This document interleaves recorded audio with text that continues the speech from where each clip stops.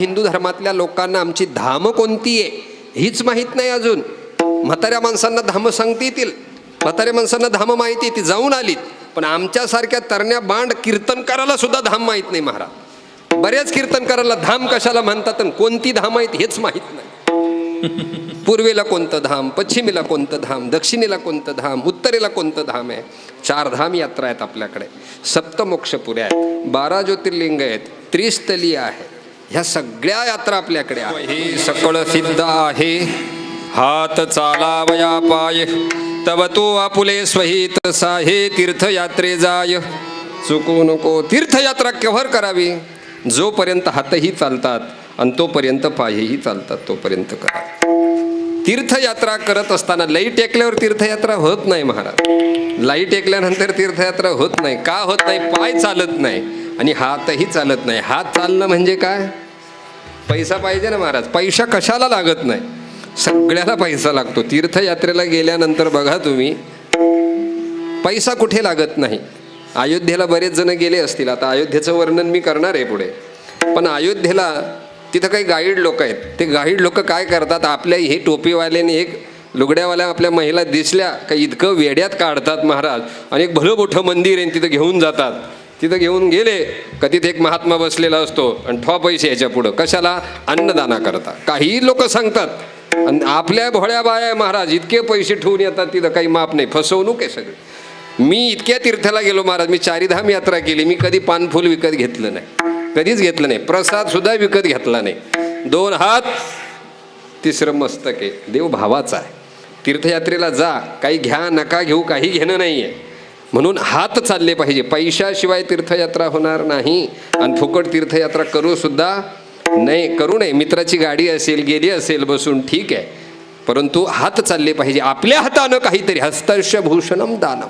आपल्या हाताने पैसा आपल्या हातामध्ये आला पाहिजे. पैसा लागतो, पाय चालले पाहिजे.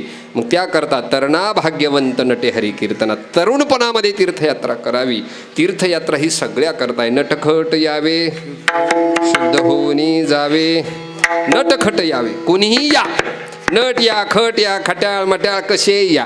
तीर्थाला कोणी, तीर्थ कुणालाही बाजूला सारत नाही महाराज, कुणालाच सारत नाही. तीर्थ सगळ्यांना सामावून घेतं. साधू संतांनी तीर्थयात्रा केली, ती जगाला सांगितली. करा, तुम्ही करा. का करा? आम्ही केली. तीर्थयात्रा केल्याने या जगाचा अनुभव आणि पारमार्थिक साधना आहे, फार मोठी साधना आहे. मग ही तीर्थयात्रा कशी करायची ती संतांनी सांगितली. का? पायी तीर्थयात्रा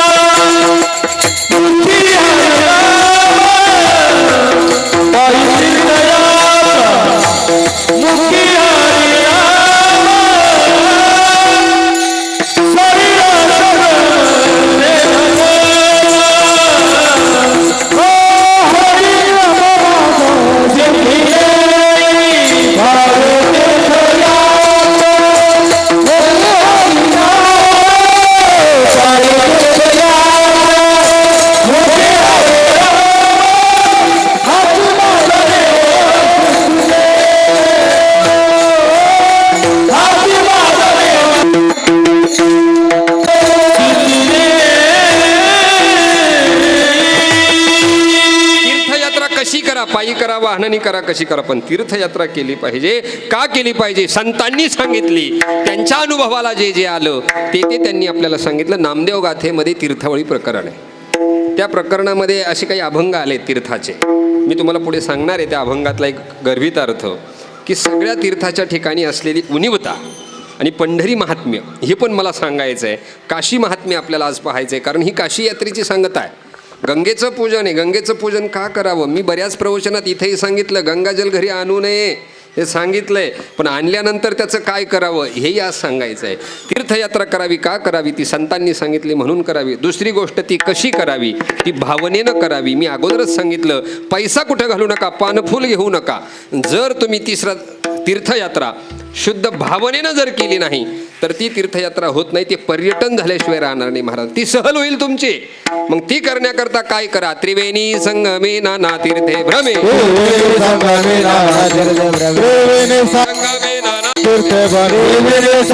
नाना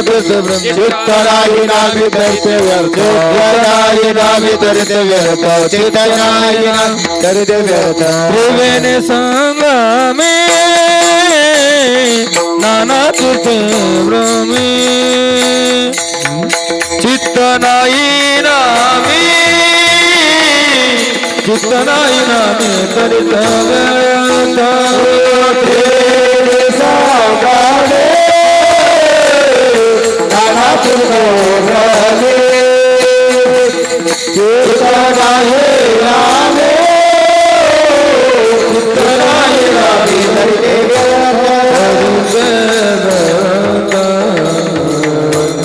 हरिपाठ पहा. त्रिवेणी संगमी नाना तीर्थे भ्रमी चित्त नाही नामी तरी ते व्रत. मग तीर्थाला गेल्यानंतर गाडीत बसल्यानंतर कशी होडी होती ही चर्चा करायचीच नाही.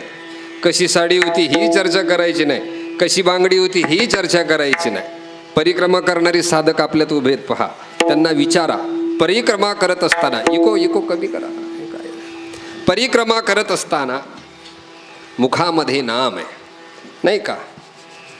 मुखी नाम नाम घेता वाट चाली यज्ञ पाऊला पाऊली यज्ञ पाऊला पाऊली यज्ञ पाऊला पाऊली नाम घेता वाट चाली यज्ञ पाऊला पाऊली यज्ञ पाऊला पाऊली यज्ञ पाऊला पाऊली घेता वाट चाली यज्ञ पाऊला पाऊली यज्ञ पाऊला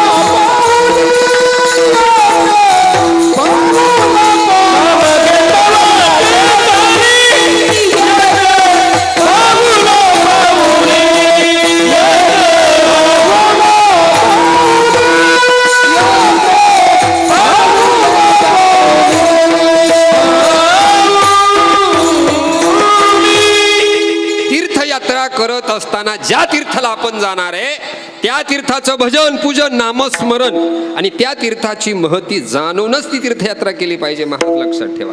तीर्थयात्रेला गेल्यानंतर प्रपंचाच्या बाता हाणू नये, वाह्यात काही बोलवू नये. नाहीतर त्रिवेणी संगमी कितीही हिंडा चित्त जर नामाच्या ठिकाणी स्थिर नसेल. कारण एक एक पाऊल आणि त्या पाऊलाबरोबर निघालेला एक एक मंत्र यज्ञ आहे महाराज. नामयज्ञ आहे. जी लोक नर्मदा परिक्रमा करतात, नर्मदा परिक्रमा करणारा साधक किती पाऊलं चालतं तुम्हाला माहिती आहे का? 84 लक्ष पाऊले. 84 लक्ष पाऊलं पूर्ण होतात. आणि ज्याला पाहायचे त्याने नर्मदा परिक्रमा करा मोजा, आमचं काही म्हणणं नाही आहे. 84 लक्ष पाऊलं पूर्ण होतात. याचा अर्थ असा आहे नर्मदा परिक्रमा करणारा साधक 84 लक्ष योनीतून मुक्त होतो. विठ्ठल परिक्रमा करत असताना नामस्मरण फार महत्वाचं आहे. दुसरी गोष्ट, तीर्थयात्रा करणाऱ्याला आडवं जाऊ नये. जपतीर्थदान व्रताचरण गाता हरिगुण वारू नये, त्याला आडवं जाऊ नये.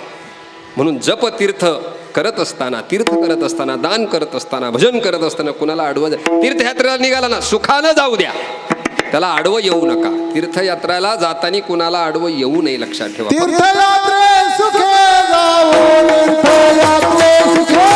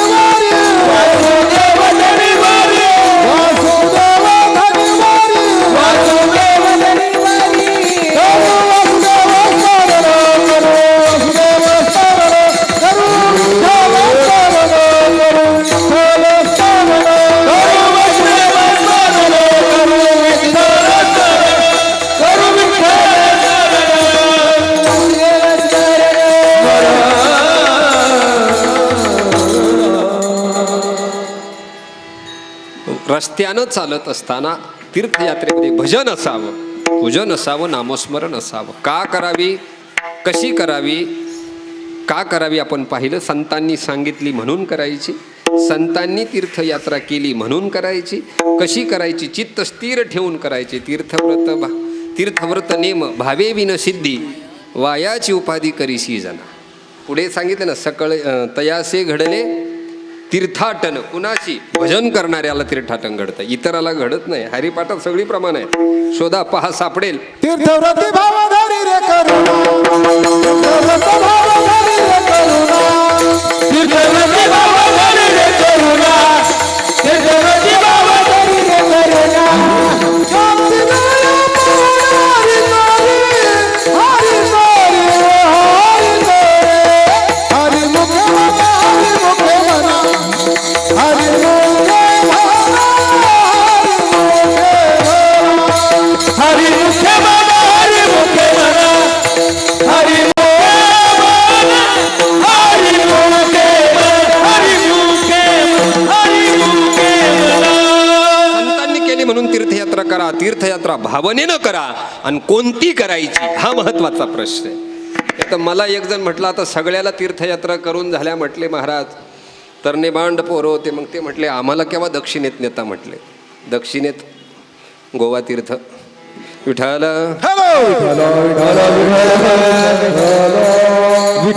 तीर्थयात्रा कोणती करावी हा फार मोठा. आपल्याकडे काय झालंय महाराज, 33 कोटी देव सांगितले जातात. 33 कोटी देव. आता 33 कोटी देवाचं वर्णन येईल पुढे अधिक मासात. 33 कोटी कशाला? कारण आता अधिक मास चाललाय ना, पुढे सांगणार आहे मी. आज तुमचा भरपूर वेळ घेणार आहे, अर्धा तास, अजून जास्त नाही.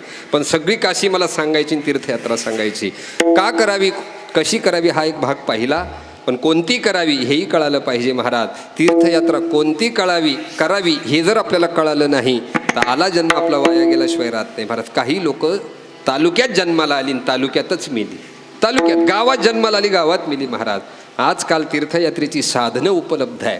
तीर्थयात्रेला वेळ काढणं फार महत्त्वाचं आहे. पण तो वेळ काढून सुद्धा तीर्थयात्रा करणं अत्यंत महत्त्वाचं आहे. पण ती कोणती करावी? मग आपल्या हिंदू धर्मशास्त्रामध्ये तीर्थयात्रा करण्याकरता अगोदर सांगितले 4 धाम यात्रा करावी. कोणती यात्रा केली पाहिजे? 4 धाम यात्रा केली पाहिजे. अहो, तुम्ही 4 धाम यात्रा सांगता, पण आमच्या हिंदू धर्मातल्या लोकांना आमची धाम कोणती आहे हीच माहीत नाही अजून. म्हाताऱ्या माणसांना धाम सांगता येतील, म्हाताऱ्या माणसांना धाम माहिती, ती जाऊन आलीत. पण आमच्यासारख्या तरण्या बांड कीर्तनकाराला सुद्धा धाम माहीत नाही महाराज. बऱ्याच कीर्तनकाराला धाम कशाला म्हणतात आणि कोणती धाम आहेत हेच माहीत नाही. पूर्वेला कोणतं धाम, पश्चिमेला कोणतं धाम, दक्षिणेला कोणतं धाम, उत्तरेला कोणतं धाम आहे. 4 धाम यात्रा आहेत आपल्याकडे. सप्तमोक्षपुऱ्या आहेत, 12 ज्योतिर्लिंग आहेत, त्रिस्थली आहे. ह्या सगळ्या यात्रा आपल्याकडे आहेत. मग या तीर्थयात्रा करत असताना काही नियमावली आपल्या साधू संतांनी आपल्याला घालून दिलेली आहे, लक्षात ठेवा. 4 धाम यात्रा करत असताना, जसं आज आपण गंगापूजन करतोय महाराज, 4 धाम यात्रा करत असताना बऱ्याच वेळेला 2-2 धामाची यात्रा होते. 2 धामाची यात्रा होते. एक जर रामेश्वर धाम केलं तर पुरी धाम, 2 धाम एका गरक्यात केले जातात. इकडे द्वारका धामाला गेलं तर बद्री धामाला जाता येतं. 2 धाम एका गरक्यामध्ये केले जातात. पण काशी यात्रेचा नियम असा आहे, रामेश्वरला जात असताना काशीचं पाणी घेतल्यानंतर नर्मदा नदी ओलांडायची नाही. काय करायचं? नर्मदा नदी ओलांडायची नाही. नर्मदेच्या पलीकडे जाऊन, जगन्नाथपुरीकडे जाऊन ते पाणी रामेश्वराला न्यायचं. रामेश्वर हे धाम आहे, जगन्नाथपुरी धाम आहे. तेच पाणी रामेश्वराला टाकल्यानंतर रामेश्वराचं पाणी घ्यायचं, द्वारकेला यायचं, द्वारकेचं पाणी घेऊन बद्रीनाथाला जायचं आणि बद्रीनाथेचं पाणी पुन्हा काशीला आणायचं. अशी 4 धाम यात्रा करायची. पण ही यात्रा करत असताना नर्मदा ओलांडायची नाही. विठ्ठल.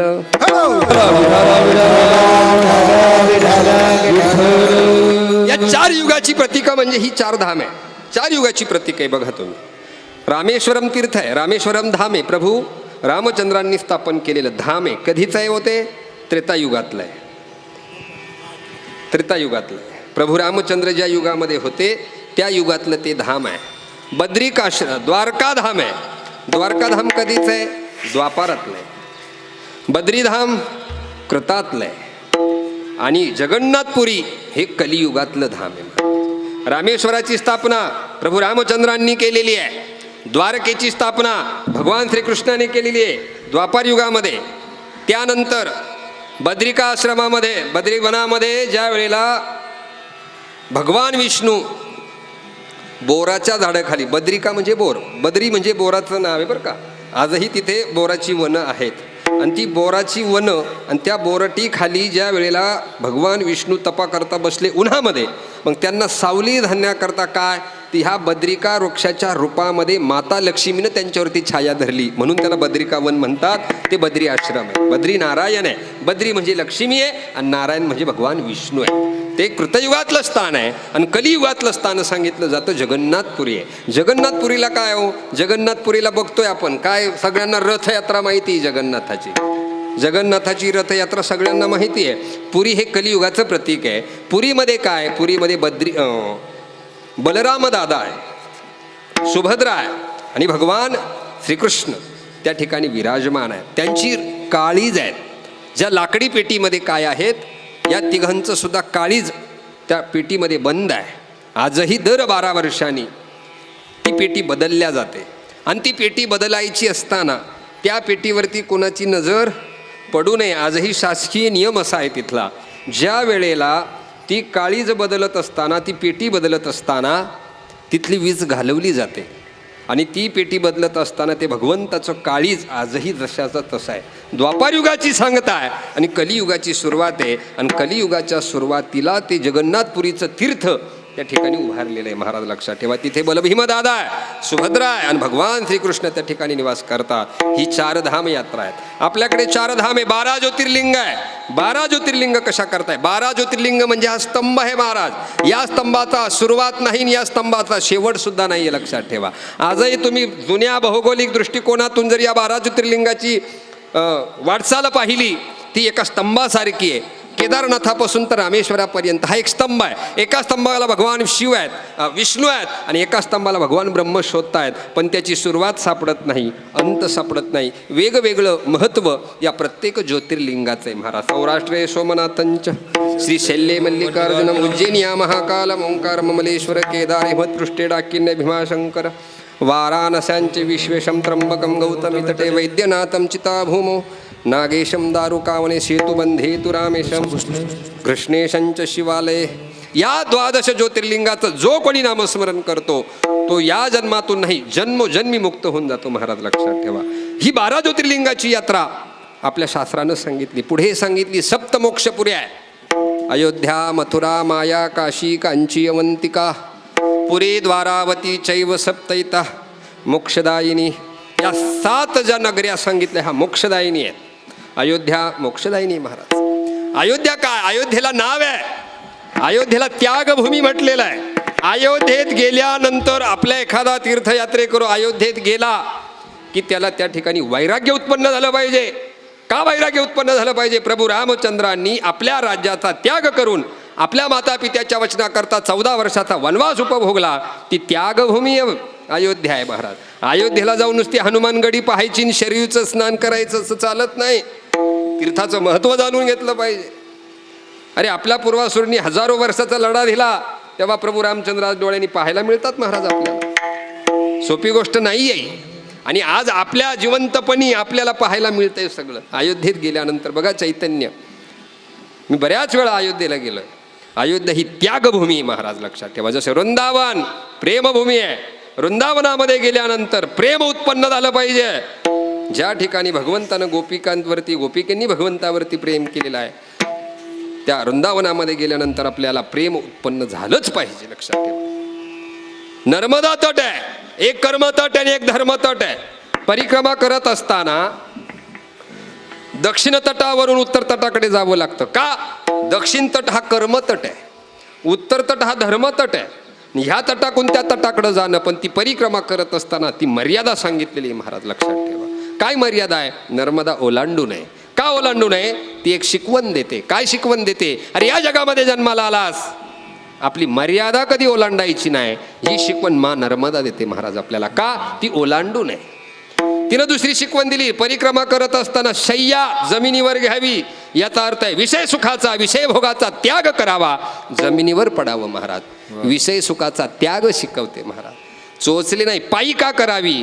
पायी का करावी? सुख समाधान सगळं सोडून द्यायचं, सुखी जीवन त्यागायचं, त्यागी जीवन अंगीकारायचं, ही शिकवण नर्मदा देते महाराज आपल्याला. प्रत्येक यात्रेच्या ठिकाणी, प्रत्येक तीर्थाच्या ठिकाणी आपल्याला महत्त्व आहे, अनन्यसाधारण महत्त्व आपल्या शास्त्रानं सांगितलेलं आहे. तसं अयोध्या मोक्षभूमी आहे. मथुरा मोक्षभूमी आहे का? त्या मथुरेमध्ये भगवान श्रीकृष्णांचा जन्म झालेला. माया, माया म्हणजे काय हो? माया, अयोध्या, मथुरा, माया. माया याचं नाव आहे हरिद्वार.